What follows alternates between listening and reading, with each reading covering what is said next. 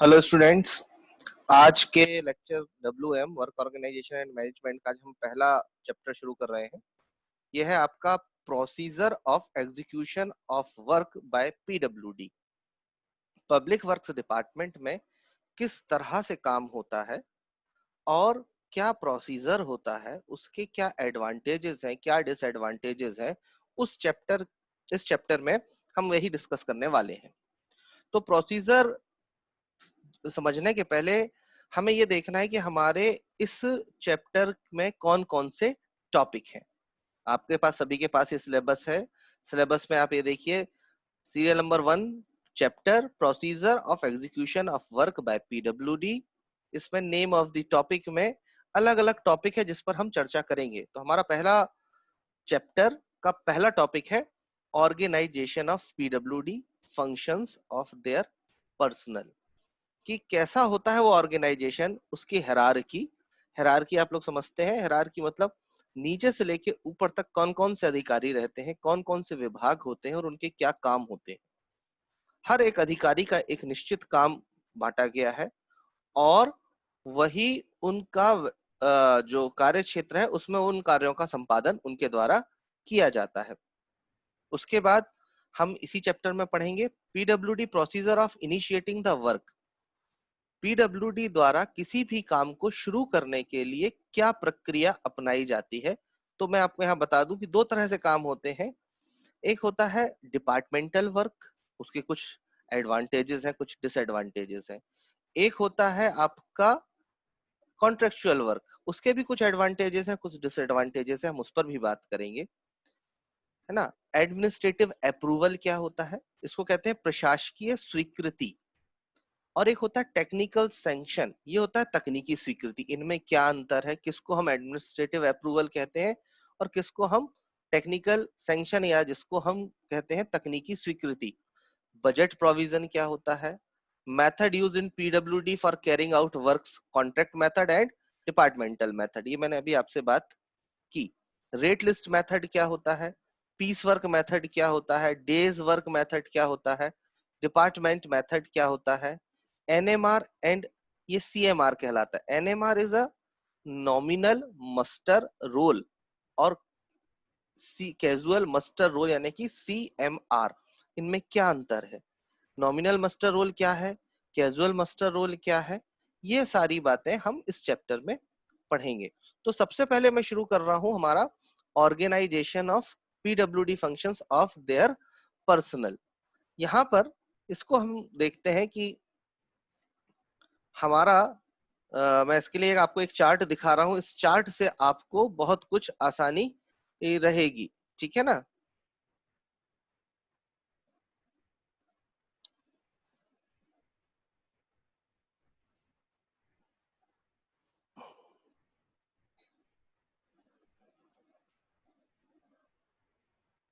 इस चार्ट को देखिए, इसको नीचे से ऊपर की तरफ हम पढ़ते हैं। सबसे पहले लिखा हुआ है अनुखंड, इसको कहते हैं हम सब डिविजन्स या सेक्शंस, ठीक है ना। ये सेक्शंस होते हैं। किसी भी सेक्शंस करने के पहले उनके सब डिविजन्स होते हैं। सब डिवीजन तीन तरह के होते हैं जिनको हम हिंदी में कहते हैं उपसंभाग। तो उपसंभाग आप देख रहे हैं तीन है। उपसंभाग सर्वेक्षण का, यानी कि ये सब डिवीजन किसका है, सर्वेइंग का है। फिर एक सब डिवीजन किसका है, निर्माण यानी कंस्ट्रक्शन का है। एक सब डिवीजन किसका है, संधारण यानी कि मेंटेनेंस का है। तो ये मेंटेनेंस, ये आपका कंस्ट्रक्शन और ये सर्वेइंग, ये तीन सब डिविजन्स होते हैं। इन सब डिविजन्स में के ऊपर होता है संभाग, ठीक है ना। संभाग भी अलग अलग होते हैं, जहां पर उप संभाग का अधिकारी कौन होता है, उप संभाग का अधिकारी होता है SDO, सब डिविजनल ऑफिसर। चूंकि ये सब डिविजन है तो सब डिविजन्स का जो भी अधिकारी होगा वो कौन होगा, सब डिविजनल ऑफिसर्स। और सब डिविजनल ऑफिसर्स के अंडर में होते हैं सब इंजीनियर्स। सब डिविजनल ऑफिसर के अंडर में सब इंजीनियर्स उपयंत्री होते हैं। और सब डिविजनल ऑफिसर जो होते हैं वो किसके अंडर में होते हैं, वो एग्जीक्यूटिव इंजीनियर के अंदर में होते हैं। ये देखिए यहाँ पर एक कार्यपालन यंत्री, इसका मतलब होता है एग्जीक्यूटिव इंजीनियर्स। यहाँ देखिए, यहाँ पर आप देख रहे होंगे कि यहाँ कार्यपालन यंत्री है संभाग यानी कि डिवीजन। फिर एग्जीक्यूटिव इंजीनियर गुणवत्ता, गुणवत्ता मतलब क्वालिटी, है ना, क्वालिटी एश्योरेंस जो होता है उसको वो देखते हैं। कार्यपालन यंत्री आयोजना यानी कि प्लानिंग, कार्यपालन यंत्री रूपांकन यानी कि डिजाइन ड्राइंग, इसके लिए ये एक सब डिवीजन होता है। ये सब डिवीजन इससे ऊपर होते हैं अधीक्षण यंत्री, जिसको कहा जाता है SE, है ना, सुप्रिटेंडिंग इंजीनियर, यानी कि अधीक्षण यंत्री किसके लिए, मंडल के लिए। ये क्या होता है आपका, ये आपका एक जोन होता है, जोन वाइज। फिर अधीक्षण यंत्री योजना, अधीक्षण यंत्री रूपांकन यानी डिजाइन ड्राइंग, और अधीक्षण यंत्री गुणवत्ता यानी कि क्वालिटी अश्योरेंस। इन सब के क्या काम है आप देख रहे होंगे, गुणवत्ता योजना रूपांकन, ये सारी बातें आ रही हैं। सबसे पहले हम बात करते हैं संभाग, जो आपका पीडब्ल्यूडी ऑर्गेनाइजेशन का डिवीजन होता है, वो वर्क्स को एग्जीक्यूट कराता है। इसके अलावा वहां पर होने वाले काम की प्लानिंग करने के लिए एक अलग तरह से विभाग होता है। योजना मतलब प्लानिंग, इसकी प्लानिंग की जाती है, कभी भी कोई भी कंस्ट्रक्शन किया जाता है तो उसकी प्लानिंग करना बहुत आवश्यक है। यदि प्लानिंग नहीं होगी तो हमें पता नहीं चलेगा कि इसकी क्या कॉस्ट आएगी, कितना समय लगेगा, कितना मटेरियल लगेगा, कितना लेबर लगेगा, है ना, इसमें क्या क्या कंस्ट्रेंट्स हैं। डिजाइन ड्राइंग बहुत इंपॉर्टेंट है, सबसे पहले तो डिजाइन ड्राइंग का काम होता है। डिजाइन ड्राइंग होगी तभी तो उसी हिसाब से एग्जीक्यूट होगा। गुणवत्ता, ये चीज है सबसे महत्वपूर्ण, क्वालिटी अश्योरेंस। आपकी डिजाइन अच्छी है, अगर आपने वहां गुणवत्ता पूर्वक मटेरियल नहीं लगाया तो वो आपकी सारी डिजाइन और ड्राइंग धरी रह जाएगी, उसका आप कुछ भी नहीं कर पाएंगे। चूंकि वहां पर आपको गुणवत्ता का ध्यान रखना है, क्वालिटी, क्वालिटी अगर अच्छी नहीं है किसी भी काम की तो वह काम अच्छा नहीं है, ये आप सभी लोग जानते हैं। तो अधीक्षण यंत्री के ऊपर होते हैं मुख्य वास्तुविद, जिसको कहते हैं हम चीफ आर्किटेक्ट, रूपांकन रेखांकन डिजाइन ड्राइंग, मुख्य अभियंता यानी कि चीफ इंजीनियर परिक्षेत्र, ये किसी पर्टिकुलर एक एरिया के चीफ इंजीनियर होते हैं। फिर चीफ इंजीनियर परियोजना, किसी प्रोजेक्ट के ये एग्जीक्यूटिव इंजीनियर होते, सॉरी चीफ इंजीनियर होते हैं। और चीफ इंजीनियर अनुसंधान एवं विकास, इसको कहते हैं हम रिसर्च एंड डेवलपमेंट, कोई नई चीज, कोई नई तकनीक यूज करना है, कोई नई टेक्नोलॉजी यूज करना है, या जो टेक्नोलॉजी हम यूज कर रहे हैं उसको और कितने बेहतर तरीके से यूज कर सकें, उसके लिए ये विभाग बना होता है, जिसको हम कहते हैं रिसर्च एंड डेवलपमेंट विंग। ठीक है, इन सबसे ऊपर, इन सभी में जो भी सीनियर होते हैं वो कहलाते हैं ENC, इंजीनियर इन चीफ। ये सबसे बड़े अधिकारी होते हैं। इंजीनियर चीफ के ऊपर होते हैं विभागीय सचिव, ये इंजीनियर भी हो सकते हैं या फिर IAS भी हो सकते हैं।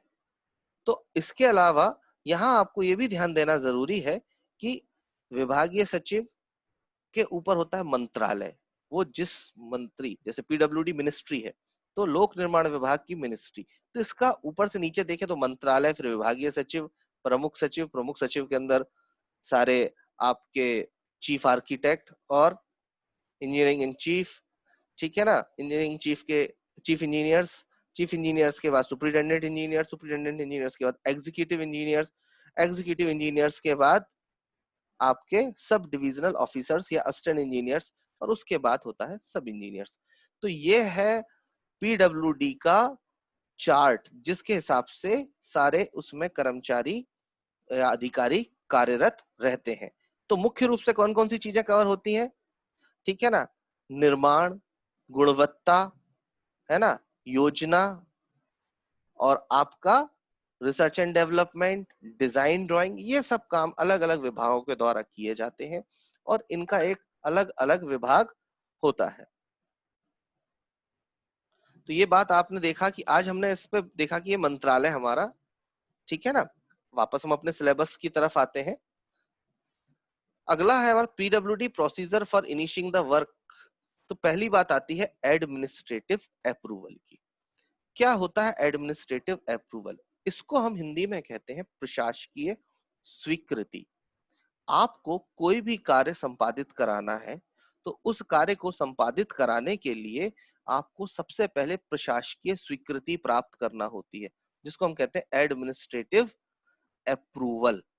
तो एडमिनिस्ट्रेटिव अप्रूवल के लिए आप उसका एक स्टेज 1 एस्टीमेट तैयार करते हैं। अभी आप क्यूएससी में पढ़ेंगे स्टेज 1 एस्टीमेट क्या होता है। देखिए एस्टीमेट भी अलग अलग तरह के होते हैं। एक होता है डिटेल्ड एस्टीमेट, जिसमें आप सारी चीजों में कितनी क्वांटिटी है, उसके क्या मेजरमेंट्स है, उसमें कितनी कॉस्ट आएगी, उसकी बात होती है। यहाँ पर स्टेज 1 एस्टीमेट में आप एक रफ आइडिया, वो एक्यूरेट नहीं होती, वो अप्रोक्सीमेट होती है, लगभग कितना पैसा लगेगा। इसके बाद उस कार्य को कराने का औचित्य क्या है। जैसे मान लीजिए उदाहरण अपन लेकर चलते हैं कि किसी गांव में एक स्कूल या स्कूल भवन का निर्माण कराया जाना है। तो इसकी प्रशासकीय स्वीकृति मिलेगी कि हाँ ये आवश्यक है। उस गांव में स्कूल नहीं है, वहां स्कूल की एक बिल्डिंग होना चाहिए, या अभी स्कूल एक जिस बिल्डिंग में लग रहा है वो अच्छी नहीं है, वहां पर बच्चों की संख्या अधिक है, वो बच्चे वहां नहीं रह पाते। तो इन सब बातों का उल्लेख करते हुए एक प्रस्ताव तैयार किया जाता है। ये प्रस्ताव, जिसको हम प्रपोजल कहते हैं, उस प्रपोजल में ये सारी बातें आती हैं कि इसमें क्या क्या होना चाहिए और इसकी प्रशासकीय स्वीकृति क्यों दी जा रही है, और सबसे महत्वपूर्ण उसकी लागत। मैंने बताया ना स्टेज 1 एस्टीमेट क्यों जरूरी है। स्टेज 1 एस्टीमेट इसलिए जरूरी है कि यदि आपका स्टेज 1 एस्टीमेट नहीं होगा तो आपको लागत का पता कैसे चलेगा।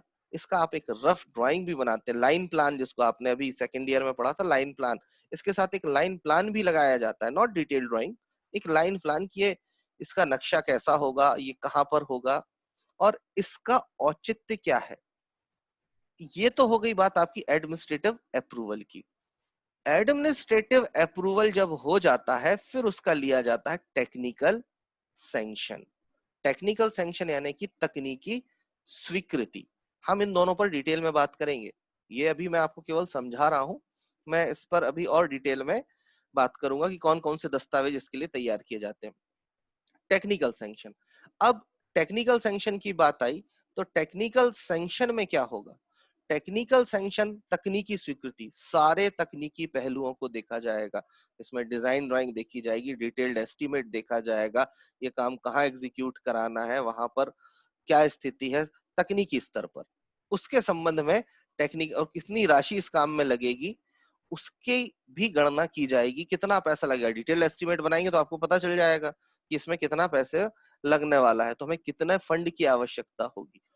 ये दोनों जब तैयार होते हैं, टेक्निकल अप्रूवल होता है, ठीक है ना, टेक्निकल एडमिनिस्ट्रेटिव अप्रूवल होता है, टेक्निकल सैंक्शन होता है, फिर होता है इसका बजट प्रोविजन। बजट प्रोविजन मतलब कि आपको पैसा किस हेड से दिया जाएगा। जैसे मान लीजिए, मैं इस बात को समझाने के लिए आपको एक एग्जांपल देता हूं। आपको एक मोबाइल फोन खरीदना है, तो सबसे पहले आप किसको बताओगे मोबाइल फोन की आवश्यकता है आपको।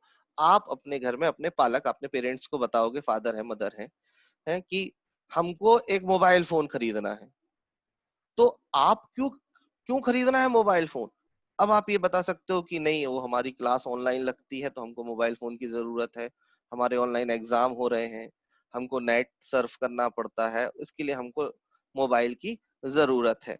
तो पापा का प्रश्न क्या होगा, कितने का आएगा मोबाइल, है ना, और कौन सा मोबाइल लोगे, है ना, और इस मोबाइल का तुम उपयोग क्या करोगे, इस मोबाइल में क्या क्या फीचर्स रहेंगे, इसका कोई तुम दुरुपयोग तो नहीं करोगे। तो ये सारी बातें जो है वो किस में रहेगी, आपकी एडमिनिस्ट्रेटिव अप्रूवल में। आपको पापा ने कह दिया कि हाँ आप अब मोबाइल फोन ले लीजिए, तो ये तो हो गया कि आपका एडमिनिस्ट्रेटिव अप्रूवल। फिर बात आएगी टेक्निकल सैंक्शन की। फिर आपके भैया कहेंगे कि ये वाला मोबाइल ले लो, ये वाला अच्छा है, इसका स्क्रीन अच्छा है, इसमें इतने जीबी की रैम है, इतनी मेमोरी है ना, इसका कैमरा अच्छा है, इसका बैक कैमरा बहुत ही अच्छा है, इसमें ये फीचर्स हैं। तो ये सारी बात जो भी टेक्निकलिटी की बात आएगी, इसकी स्क्रीन साइज बड़ी है, ये बहुत अच्छे काम में आएगा, इसका बैटरी बैकअप बहुत अच्छा है, ये सारी टेक्निकल बात किसमें जाएगी, टेक्निकल सैंक्शन में। टेक्निकल सैंक्शन के बाद जब होगा कि हाँ भाई मोबाइल लेना है, एडमिनिस्ट्रेटिव अप्रूवल हो गया, कौन सा लेना है, ये वाला लेना है, फिर उसके लिए बात आएगी बजट प्रोविजन।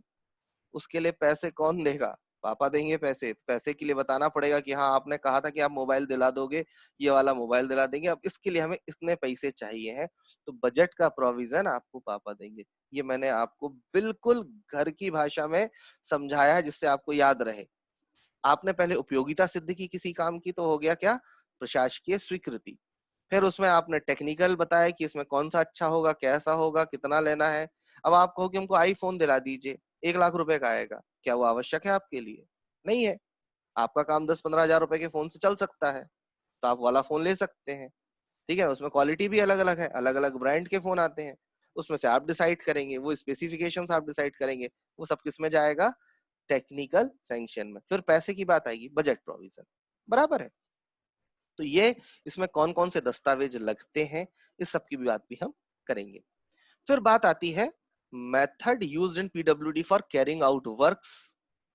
कौन कौन से मेथड होते हैं? कॉन्ट्रैक्ट मेथड होता है, डिपार्टमेंटल मेथड होता है। कॉन्ट्रैक्ट मेथड, कॉन्ट्रैक्ट मेथड क्या होता है कि हमने किसी व्यक्ति, किसी फर्म, किसी ऑर्गेनाइजेशन को काम दे दिया कि आपको ये काम करना है हमारी शर्तों पर, हमारी ये शर्तें हैं, इसमें हमारी इतनी राशि है, ये काम आप कैसे करेंगे। अभी अपन इसमें बात करेंगे कि वो कैसे निर्धारण होता है उस बात का, कि आपको ये काम करना है, तो हमने किसी कंपनी को दे दिया, किसी ऑर्गेनाइजेशन को दे दिया, किसी ठेकेदार को दे दिया, तो ये कहलाता है कॉन्ट्रैक्ट मेथड, जिसमें कि कोई दूसरा व्यक्ति काम करता है, आपका काम सिर्फ उसको सुपरवाइज करना होता है। इसमें कई बार क्या होता है कि कुछ मटेरियल जैसे सीमेंट और रीइंफोर्समेंट, जिसको हम कहते हैं सरिया, है ना, सीमेंट और रीइंफोर्समेंट बार डिपार्टमेंट प्रोवाइड कराता है, क्योंकि इंपॉर्टेंट पार्ट है। कहीं ऐसा ना हो कि कॉन्ट्रैक्टर अच्छी क्वालिटी का मटेरियल यूज ना करे, तो आप मटेरियल को अश्योर करने के लिए अपने तरफ से मटेरियल सप्लाई कर देते हैं। ये आप प्रोविजन कर भी सकते हैं और नहीं भी कर सकते, ये डिपेंड करता है कॉन्ट्रैक्ट डॉक्यूमेंट पे। वो कैसे बनता है जब हम बात करेंगे तब उस पर डिस्कशन होगा। फिर बात आती है डिपार्टमेंटल मेथड। डिपार्टमेंटल मेथड कैसे होता है? डिपार्टमेंटल मेथड ये है कि सारा का सारा ऑर्गेनाइजेशन, डिपार्टमेंट की लेबर, डिपार्टमेंट के इंजीनियर, है ना, सब कुछ डिपार्टमेंट से होगा, बाहर से कोई काम नहीं कराया जाएगा। सारी मशीनरी जो है, सारे इक्विपमेंट्स जो है, वो सब कहाँ से होंगे? वो डिपार्टमेंट के होंगे। पहले सारे काम डिपार्टमेंटल ही होते थे, लेकिन अब कॉन्ट्रेक्चुअल मेथड बहुत ज्यादा फैशन में आ गया है, क्योंकि उसके कुछ लाभ हैं, कुछ हानियां हैं। हम उस पर भी बात करेंगे, what are the advantages of contract method and disadvantage of contract method, और what is the advantage of departmental method and what are the disadvantage of departmental method। तो इन दोनों को हम कंपेयर करेंगे। तो डिपार्टमेंटल मेथड क्या है? खुद के द्वारा करना। और कॉन्ट्रैक्ट मेथड क्या है? किसी से करवाना। इसका भी आप उदाहरण सुनिए। अब मान लीजिए कि आपको क्या करना है, अपने घर में कोई कार्यक्रम करना है, तो सारा काम आप खुद करो। सारा जो भी खाने का काम है, सपोज आपने एक खाने की पार्टी देनी है अपने घर में कुछ कार्यक्रम में, तो घर में ही, घर में सारे आपके जो लोग हैं वही खाना बना रहे हैं, तो आप बाजार जाएंगे, उस खाने में लगने वाला सारा सामान खरीद कर लाएंगे। उस सामान को बनाने के लिए लगने वाले बर्तन आपके पास होने चाहिए, उसके लिए जलाने के लिए जो चूल्हा चाहिए वो आपके पास होना चाहिए। यानी सारे का सारा काम कौन करेगा? आप करेंगे। तो ये कहलाएगा डिपार्टमेंटल। आपने घर के ही लोग लिए ना, सभी लोग घर में जो भी लोग हैं वो उसको बनाने में काम कर रहे हैं, this is the departmental work. एक दूसरा तरीका है, आपने किसी कैटर्स को उसका कॉन्ट्रैक्ट दे दिया कि भाई हमको 100 लोगों को खाना खिलाना है, अब इन 100 लोगों को आप खाना खिलाने के लिए आप प्राइस बताइए। तो अब वो या तो वो क्या करेगा, वो कहेगा ठीक है साहब, मैं इतना इतना सामान आप मुझे ला के दे दीजिए, इतने में 100 लोगों का खाना मैं कर दूंगा। आप कहोगे सामान भी आप लेकर आओगे, आप तो मुझे पैसे बता दो। तो कहते साहब मैं 300 रुपए, 400 रुपए, जो भी आपका मेन्यू है, यानी जो भी आपका स्पेसिफिकेशन है, जो भी आप काम कराना चाहते हैं, यानी जो भी आप खाना खिलाना चाहते हैं, उसके हिसाब से वो आपका एक मेन्यू तैयार करेगा और बताएगा कि साहब इसमें आपकी पर प्लेट जो है वो 300 रुपए या 400 रुपए का खर्च आएगा। ये कौन सा मेथड हो गया? कॉन्ट्रैक्ट मेथड हो गया। इसमें आपको क्या करना है? इसमें आपको कुछ नहीं करना है, उसको केवल आपको प्लेट्स काउंट करनी है, कितनी प्लेट्स आपकी लगी है, प्लस क्वालिटी देखना है कि क्या आपने जो काम उसको बोला था वो कर रहा है कि नहीं कर रहा है। आपने उसको कहा था कि ये सब्जी बनाओ, तो क्या उसने वही सब्जी बनाई है? ऐसा तो नहीं कि आपने कोई सब्जी बोली थी और दूसरी सब्जी बना रहा है। वो बना रहा है किसी दूसरी सब्जी और पैसे ले रहा है किसी दूसरी सब्जी के। तो ये चीज आपका ऑब्जर्वेशन का रहेगा। तो कॉन्ट्रैक्ट मेथड में जो पब्लिक वर्क्स डिपार्टमेंट्स होते हैं या जो भी वर्क्स डिपार्टमेंट्स होते हैं, उनके इंजीनियर्स उसका क्या करते हैं? सुपरविजन करते हैं। तो सारा काम आपको सुपरवाइज करना है, ठीक है ना। अब ये काम कराने के लिए अलग अलग मेथड है। जैसे एक होता है रेट लिस्ट मेथड। हर काम का एक रेट डिसाइड हो जाएगा कि हम ये काम करेंगे तो इसका इतना पैसा, ये काम करेंगे हम इसका इतना पैसा, ये काम करेंगे हम इसका इतना पैसा। एक्सकवेशन का ये रेट होगा, ये रेट लिस्ट मेथड कहलाता है। एक होता है piece work method. Piece piece मतलब क्या होता है? टुकड़ा, छोटा, छोटे छोटे से काम है कि भाई ठीक है, हमने गड्ढा तो किसी से करवा लिया है, एक छोटा सा काम था, हमने पीस वर्क से करा लिया है उसको। तो छोटे छोटे कामों के लिए पीस वर्क मेथड यूज करते हैं। पीस वर्क मेथड के बारे में हम देखेंगे। फिर इसके बाद days work method. Days work मतलब दैनिक, आज का काम है, आज लेबर लगाया, हमने काम कराया, उसका पेमेंट किया, खत्म हो गया। तो ये छोटे मोटे जो काम रहते हैं वो डेज वर्क और पीस वर्क मेथड से अच्छे हैं, पर बड़ा प्रोजेक्ट आप पीस वर्क या डेज वर्क से नहीं कर सकते हैं। उसके लिए आपको दूसरा सिस्टम अडॉप्ट करना पड़ेगा। अब डिपार्टमेंटल मेथड में क्या होता है कि आपको एक बहुत बड़े ऑर्गेनाइजेशन की जरूरत होगी, क्योंकि आपको लेबर चाहिए पड़ेगी, आपको बहुत सारे संसाधनों की जरूरत होगी। आपको मालूम है सिविल इंजीनियरिंग में, अब आप लोग फाइनल ईयर में है तो आप जानते हैं कि सिविल इंजीनियरिंग के लिए हमको बहुत सारे इक्विपमेंट्स की जरूरत पड़ती है, बहुत सारे सामान की जरूरत पड़ती है। मान लीजिए आप कंक्रीटिंग करा रहे हैं तो आपको शटरिंग मटेरियल चाहिए, मिक्सर चाहिए, आपको टूल्स चाहिए, तो ये सारे टूल्स आपके पास होने चाहिए। तो आजकल डिपार्टमेंट्स में क्या करा हुआ है कि ये काम सब कॉन्टेक्चुअल कर रखे हैं। तो मैंने जैसे आपसे पहले भी कहा कि इसके कुछ एडवांटेजेस हैं और कुछ डिसएडवांटेजेस हैं, तो उस पर हम डिटेल में डिस्कशन करेंगे। फिर आपको इसमें है एनएमआर, नॉमिनल मस्टर रोल। क्या होता है नॉमिनल मस्टर रोल? एक्चुअली जो भी आप लेबर लगाते हैं उसकी आप अटेंडेंस भरते हैं। जैसे आपकी क्लास में अटेंडेंस होती है ना, कितने दिन आप आए, आपने कितना काम किया, उसके हिसाब से आपको मार्क्स मिलते हैं। ठीक उसी तरह से कितनी लेबर लगी थी, उस लेबर ने कितने दिन काम किया, वो कितने दिन प्रेजेंट रहा, कितने दिन एब्सेंट रहा, तो नॉमिनल मस्टर रोल का एक स्टैंडर्ड फॉर्म होता है, वो फॉर्म भी आपको दिखाऊंगा। उस फॉर्म में ये श्रमिकों की उपस्थिति दर्ज की जाती है, तो वो कहलाता है नॉमिनल मस्टर रोल, है ना। इसके नियम अलग हैं, हम उस पर बात करेंगे। फिर है कैजुअल मस्टर रोल। तो क्या है कैजुअल मस्टर रोल, क्या होता है? कैजुअल का मतलब क्या होता है? आकस्मिकता, कुछ अर्जेंट काम आ गया है तो